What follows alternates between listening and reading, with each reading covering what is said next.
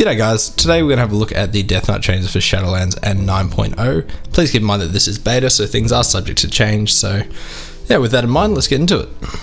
So first up, there are a fair few changes to rune forging. They've added 5 new rune forges.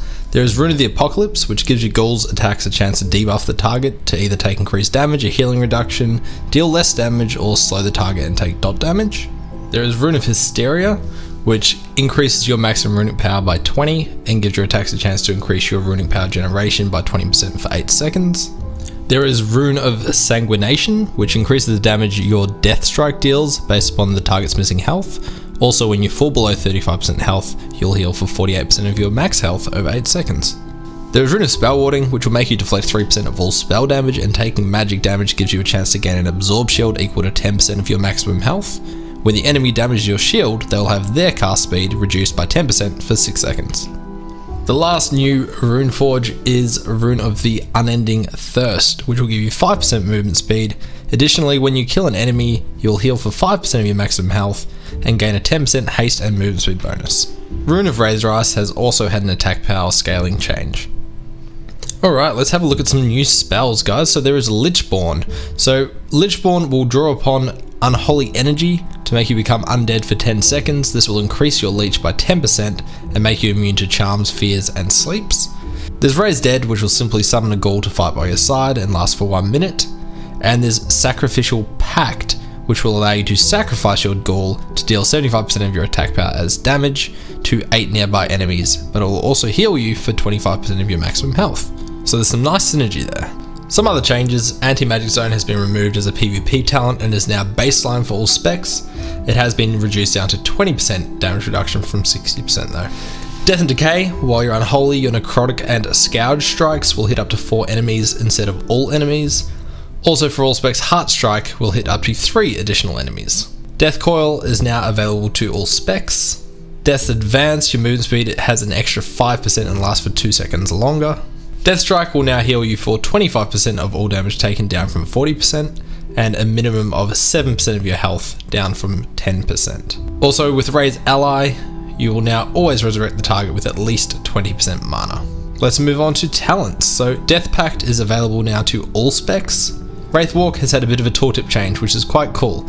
So it used to say that you will sidestep into the Shadowlands, however now that we are in the Shadowlands, it will say embrace the power of the Shadowlands, which is kind of cool. So that's about it for the generic Death Knight changes. Let's move on to Frost. So there is a new passive for Frost called Might of the Frozen Wastes. While dual wielding, your Obliterate and Frost Strike also strike with your offhand, and each weapon can be engraved with a Runeforged enchant, so you can have both. And while wielding a two-handed weapon, it increases your Obliterate damage by 35% and increases the chance for your auto attacks to critically strike and grant Killing Machine. Empower Rune Weapon has been taken off the GCD and its cooldown has been reduced by 15 seconds. Frostworm's Fury is now baseline and has had its attack power change from 300% to 321%. Pillar of Frost is also now off the GCD and increases your strength by 20%, up from 15%. Killing Machine will also make your Obliterate deal frost damage, and there's been a fair few attack power changes for Frost, guys. We'll put them up on the screen now for you to take a look at. They're mainly buffs though, so some interesting tuning to see how that plays out. Let's have a look at talents. So for Ice Cap, your critical strikes reduce the Pillar of Frost cooldown now by 4 seconds, up from 3. Frost Scythe is now capped at 5 targets and has had a slight attack power balance change. Runic Attenuation: your auto attacks now have a chance to generate 5 runic power, up from 3. Blinding Sleet will now also slow the targets when the blind ends by 50% for 6 seconds. And we have a new talent called Hypothermic Presence. This will reduce the runic power cost of your abilities by 35% for 8 seconds, and it does not trigger a GCD. And that's it for Frost. Let's move on to Unholy. So Apocalypse, its cooldown has been reduced by 15 seconds and its damage has been increased by 15%. With Death Coil, also the damage you deal will reduce the cooldown of Dark Transformation by 1 second.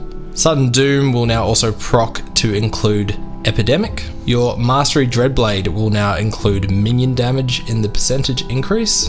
Outbreak's been changed slightly. It will now infect the target rather than surrounding the target for 6 seconds. It will just infect them, and then when that expires, it will spread the Virulent Plague.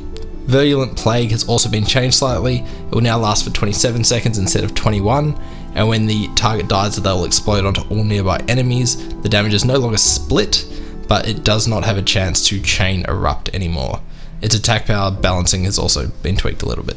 Raise Dead is now on the GCD, but it does have a 30-second cooldown now instead of a 2-minute cooldown. There have also been some damage changes. We'll put them up on the screen now for you to take a look at.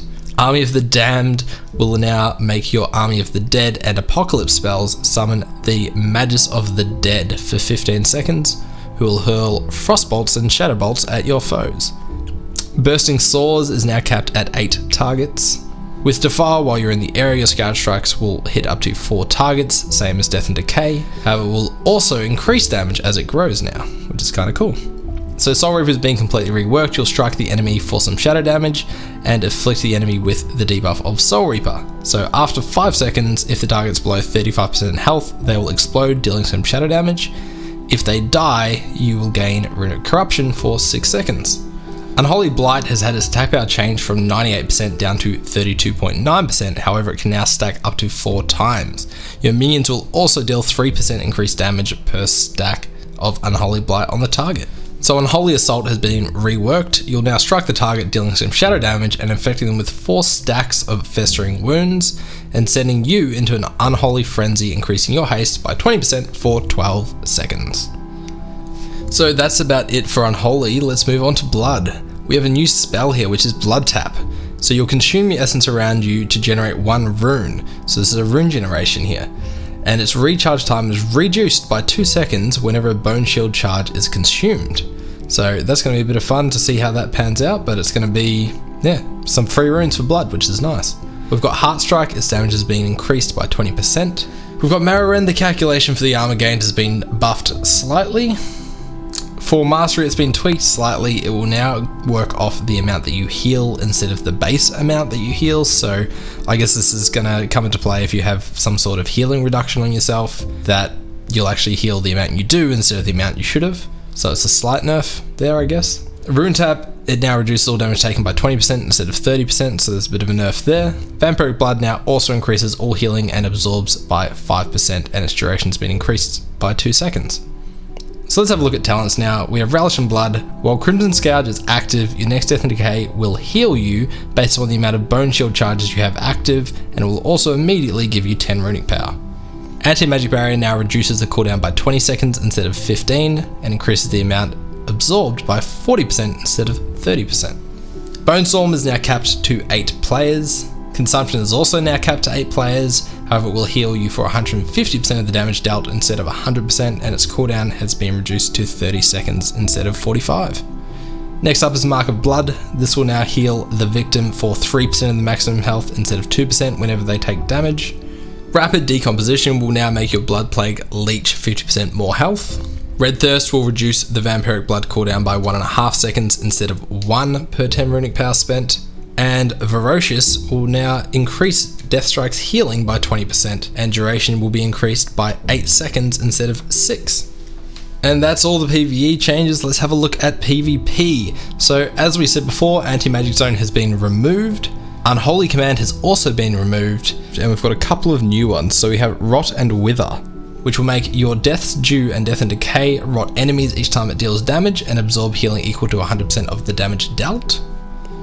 Dome of the Ancient Shadow is basically just bringing Anti-Magic Zone back to how it was in BFA, however it's now up to 80% instead of 60%, which it was before, and it's available to all specs.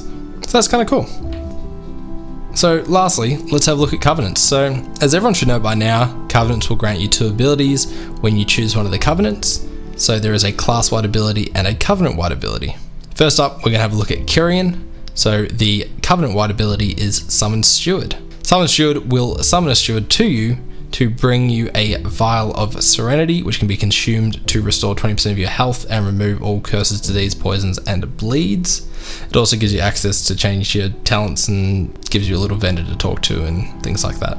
The class-wide ability is Shackle the Unworthy. This will put a debuff on the target, reducing the damage they do to you by 5% and dealing 175% of your attack damage as arcane power over 14 seconds. While it is active on an enemy, each rune spent will restore its cooldown by 4 seconds. Let's have a look at Night Fae. So the Covenant wide ability is Soul Shape. This will turn you into a Vulpin, allowing you to teleport forward 15 yards and increasing your movement speed by 50%. Every 4 seconds you will get to blink again. This will last for 12 seconds or indefinitely while in a rested area and has a 2-minute cooldown. Death's Due is the class-wide ability. It will replace Death and Decay with Death's Due. What Death's Due does will drain power from the enemies that are within it and reduce the damage they deal to you by 10% and increase your strength by 80 for 10 seconds. We're moving on to Venthir now. So Draw of the Shadows is the Covenant-wide ability. This will allow you to appear at your target location, so it's a teleport. The class-wide ability is Swarming Mists. What this does will surround you in a mist for 8 seconds. It will increase your dodge by 10% and allow you to deal 20% of your attack power as damage to enemies every second within 10 yards. You'll get 3 runic power every time you deal damage to an enemy, up to a maximum of 15 runic power. So lastly, we've got Necrolord. Necrolord's Covenant-wide ability is Fleshcraft. Fleshcraft is a 4-second cast that will put an Absorb Shield on you equal to 20% of your maximum health for 2 minutes. If you do this near a corpse, it will be 50% of your maximum health instead. So for the class-wide ability, we've got Abomination Limb. This is actually a lot of fun to play with. So pretty much as you run around, you'll be gripping enemies into you. It just surrounds you and has little limbs that run out from you and grab a nearby enemy and pull them into you. So it's kind of like an AoE grip, but one enemy at a time, and it moves with you as you move, so you can kind of kite with it and things like that. It's quite a lot of fun. And that's pretty much it for the chains we could find. If you'd like to download any of the class recalls we used in this video, we'll provide a link down below. You can check me out on Twitch for more Shadowlands content. I'll put a link down there as well. Thanks heaps for watching. See you later.